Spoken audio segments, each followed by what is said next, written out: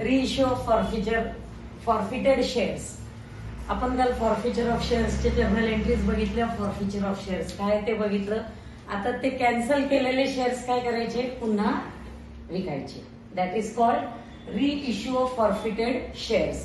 म्हणजे आपण जे शेअर्स पैसे नाही मिळाले म्हणून कॅन्सल केले ते आता काय करायचं, ठेवून तर उपयोग नाही, आपल्याला कॅपिटल पाहिजे म्हणून ते पुन्हा मार्केटमध्ये विकायचे. त्याला काय म्हणायचं, रिइश्यू. पहिला इश्यू तर झाला होता पण तो कॅन्सल करून पुन्हा मार्केटमध्ये येतो म्हणून त्याला म्हणायचं रिइश्यू. कशी, कुठला रिइश्यू, तर फक्त फॉरफिटेड शेअर्सचा. जे ऑलरेडी मार्केटमध्ये आहेत, विकले गेले, त्याचा काही इश्यूच नाही, त्याचा काही संबंधच नाही. हे फक्त फॉरफिटेड शेअर्सचा आपण पुन्हा विक्री करतो, त्याला म्हणायचं रिइश्यू ऑफ फॉरफिटेड शेअर्स. हेच रिइश्यू आपण पूर्वीसारखं जसे नॉर्मल शेअर्स असतात ना, ऍट पार, ऍट प्रीमियम, ऍट डिस्काउंट, असं तिन्ही पण विकू शकतो. ऍट पार म्हणजे आहे त्या व्हॅल्यूला, ऍट प्रीमियम म्हणजे एक्सिडेड व्हॅल्यूला, जास्त व्हॅल्यूला, डिस्काउंट म्हणजे प्रॉपर डिस्काउंट देऊन. पण हे डिस्काउंट ऍज पर लॉ किती पाहिजे माहिती का, की समजा आपल्याला एक शेअर, पर शेअरची व्हॅल्यू आहे 100 रुपीज, पर शेअरची व्हॅल्यू आहे 100 रुपीज, आणि या पर शेअर मधनं आपल्याला 60 रुपीज मिळालेले, 60 रुपीज मिळालेले, 40 रुपीज अनपेड आहेत, मिळालेले नाहीये, तर आपण डिस्काउंट 60 मॅक्झिमम देऊ शकतो. जेवढे रिसिप्ट अमाऊंट आहे ना, मॅक्झिमम डिस्काउंट तेवढाच देऊ शकतो, त्याच्यापेक्षा जास्त नाही. एवढा कोण डिस्काउंट देत पण नाही, पण स्टील मॅक्झिमम डिस्काउंट आपण इतकाच देऊ शकतो. ह्याच्यापेक्षा जास्त दिलं तर काय होईल, मग तुम्हाला कमी अमाऊंट येणार ना. हे जर डिस्काउंट दिला तर ऑलरेडी पहिले 60 मिळाले, आता 40 मिळाले, बरोबर 100 झाले. पण जर 60 पेक्षा कमीचा डिस्काउंट दिला तुम्ही तर काय होईल, मग तुमचं नुकसान होईल. 100 रुपीज तुम्हाला मिळणारच नाही पर शेअर. म्हणून बाय लॉ तुम्ही तेवढंच डिस्काउंट मॅक्झिमम देऊ शकता जेवढं आपल्याला अमाऊंट पर शेअर रिसीव्ह ती. कळलं? बस, हे एक्सप्लेनेशन म्हणलं तर इतकंच आहे, त्याचं मिनिंग म्हणलं तर एवढंच आहे, बाकी काय नाही. आपण हे आता प्रॉब्लेमच्या हिशोबाने समजून घेऊ. Page number 332, some number 14. Preeti Company Limited invited applications for 50,000 equity shares of ₹100 each at par. At par म्हणजे सेम व्हॅल्यू. किती equity shares, 50,000. On application 30, on allotment 40, and on first and final call 30. The public applied for 35,000 shares and all these were allotted. किती issue केले होते कंपनीने, 50,000. पण पब्लिकने subscribe किती केले, किती, ओनली 35. म्हणजे ही कुठली केस झाली, अंडर सबस्क्रिप्शनची केस झाली. मग कॅल्क्युलेशन 35,000 नी होणार का 50 नी होणार, 35 नी. मग आपण आता ते पहिले करून घेऊ. On application 35,000 into how much, 35,000 into 30. Allotment 40 आहे ना, 35,000 इंटू 40, आणि first and final call 35,000 into 30. किती झाले,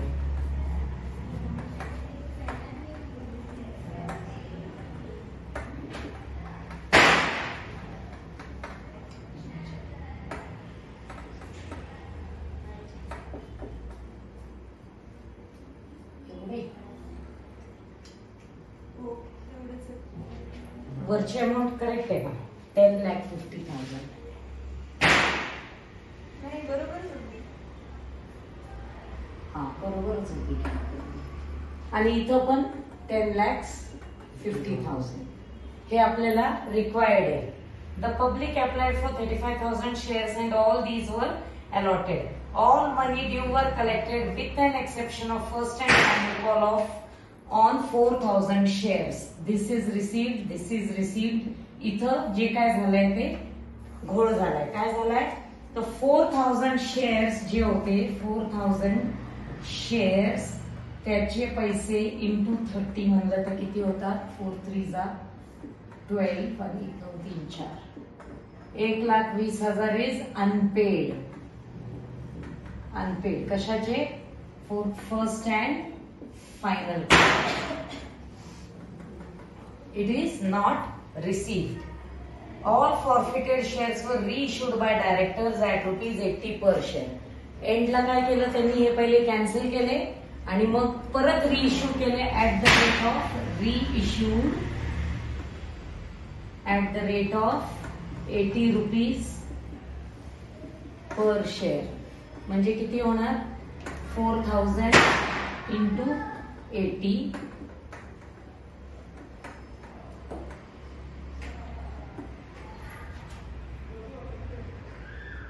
बरोबर. 3,20,000 ही झाली तुमची सगळी वर्किंग नोट किंवा रफ वर्क किंवा आपल्याला कॅल्क्युलेशन साठी लागणारे फिगर्स. तर first entry to start with ऍप्लिकेशनची बँक अकाउंट डेबिट 10,50,000 टू इक्विटीच आहे का? काहीच नाही आहे, फक्त शेअर आहे ना. No equity, no preference. To share application account 10,50,000.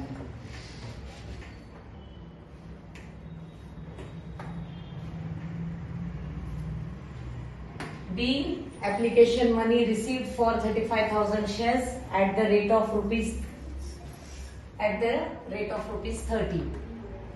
Second ऍप्लिकेशनला ट्रान्सफर करायचे कॅपिटलला. Share application account debit to share capital account 10,50,000 10,50,000. Next comes the stage of allotment. हे पण आपल्या रोजच्या सारखीच एंट्री आहे. Share equity share allotment account debit किती? 14 lakhs. To equity share capital 14 lakhs. आपण अलॉटमेंट केलं आणि देन अलॉटमेंट झाल्यावर आपली स्टेज येते कुठली? पैसे मिळण्याची. So bank account debit 14 lakhs to share allotment account 14 lakhs. त्याच्यानंतर ऍप्लिकेशन झालं, ऍप्लिकेशनचे पैसे आले, कॅपिटलला ट्रान्सफर झालं, अलॉटमेंट केलं, अलॉटमेंटचे पण पैसे आले. मग आपण केला फर्स्ट कॉल. नेहमीप्रमाणे फर्स्ट कॉल पण केला. First and final call account debit कितीचा होता? To equity share capital account 10,50,000 10,50,000. आपण कॉल तर सगळ्याच शेअर्सवर केलेला आहे, पण मिळताना आपल्याला तेवढे पैसे मिळाले का? नाही, कमी मिळाले. So bank account debit to first and final call किती किती मिळाले आपल्याला? 9,30,000. 9,30,000 म्हणजे 10,50,000 मधनं हे मायनस केले.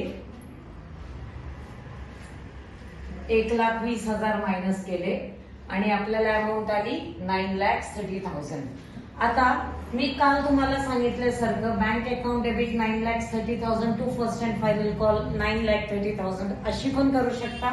और bank account debit 9,30,000 calls in arrears 1,20,000 to first and final call 10,50,000 10,50,000 अशी पण करू शकता.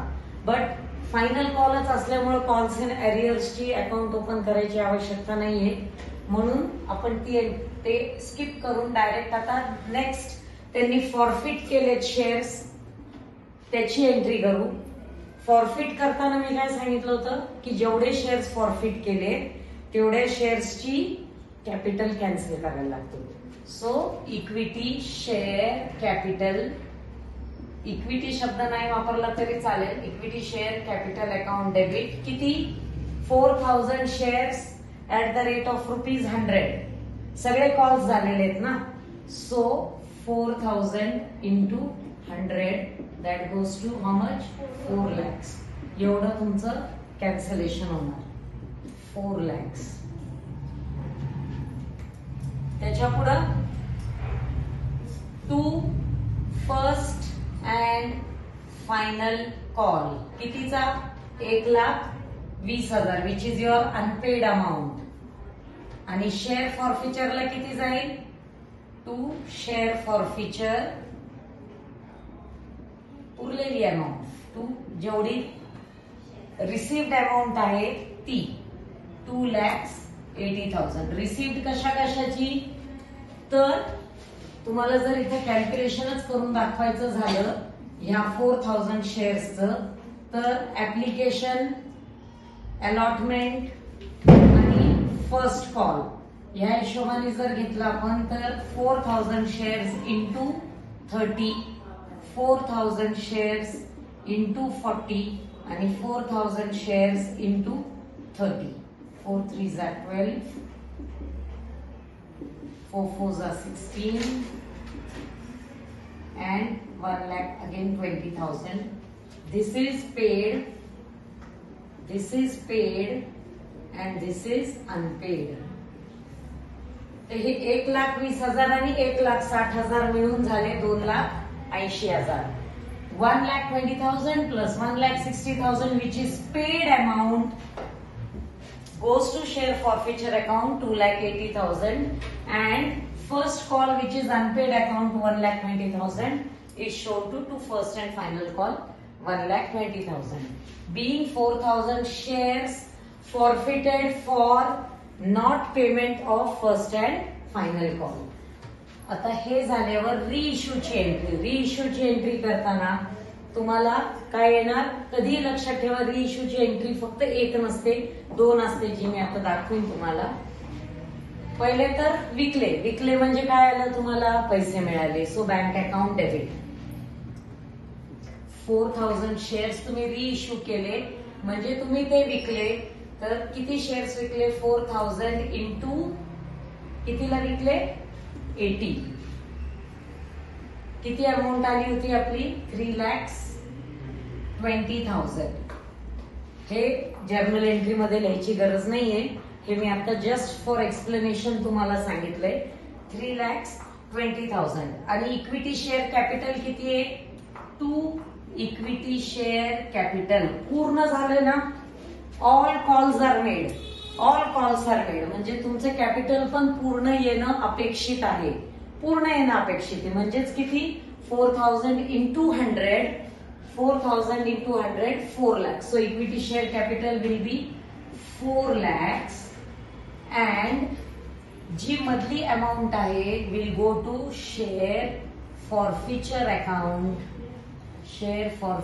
account which is how much 80,000. कळतंय का तुम्हाला मी काय केलं. Bank account debit 4,000 into 80 3,20,000.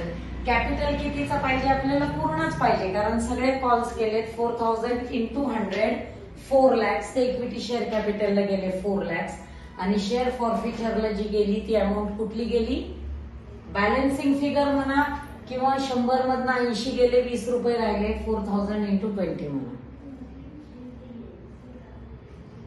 कळतंय. अँड लास्ट एंट्री आता इथं बघा look at this share forfeiture debit. This is debit isn't it. Share forfeiture credit which is bigger. This is bigger और दिस इज बिगर अमाउंट वाइज. हे बिगर आहे ना 280. Credit amount is bigger and debit amount is smaller. जर तुम्हाला दोन्ही same करायचं असेल तर तुम्ही डेबिटची अमाऊंट वाढवणार का क्रेडिटची वाढवणार.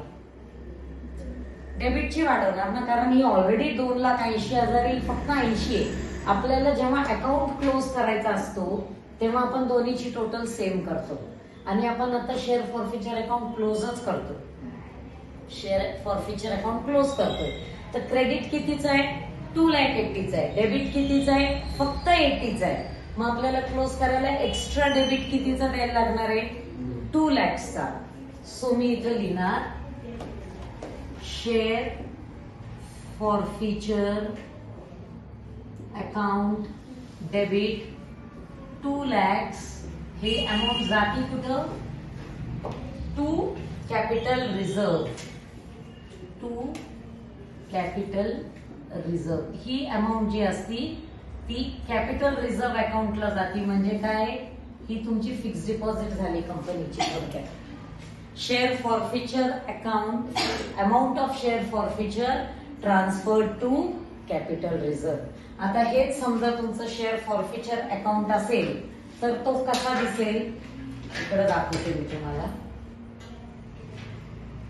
इथं दाखवते. शेअर फॉरफिचर अकाउंट असेल तो कसा दिसेल? How will it look? या हिशोबाने जर बघायला गेलं तर क्रेडिटची फिगर आहे 2,80,000. isn't it?